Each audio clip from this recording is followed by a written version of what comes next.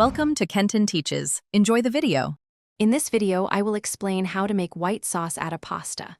We'll start by gathering all our necessary ingredients, like your favorite Atta pasta, some fresh milk, a bit of all-purpose flour, and a generous knob of butter. Having everything ready before you begin makes the cooking process much smoother and more enjoyable. This easy method ensures a delightful and wholesome meal for everyone to savor. First, let's get our Atta pasta perfectly cooked. Bring about 4 cups of water to a rolling boil in a large pot, adding 1 teaspoon of salt for flavor.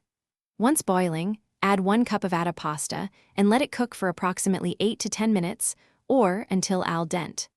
After cooking, drain the pasta thoroughly and give it a quick rinse with cold water.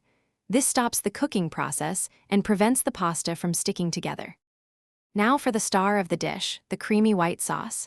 In a separate saucepan, melt 2 tablespoons of butter over medium heat. Once melted, whisk in 2 tablespoons of all-purpose flour to create a smooth roux, cooking it for about 1 minute. Slowly pour in 2 cups of milk, whisking continuously to avoid lumps until the sauce thickens beautifully.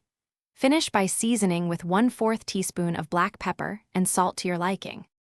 Finally, it's time to bring everything together.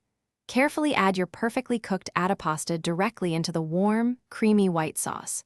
Gently toss the pasta, ensuring every single piece is beautifully coated with that luscious sauce. For an extra touch of freshness and flavor, you can garnish with some fresh herbs like parsley or a sprinkle of grated cheese.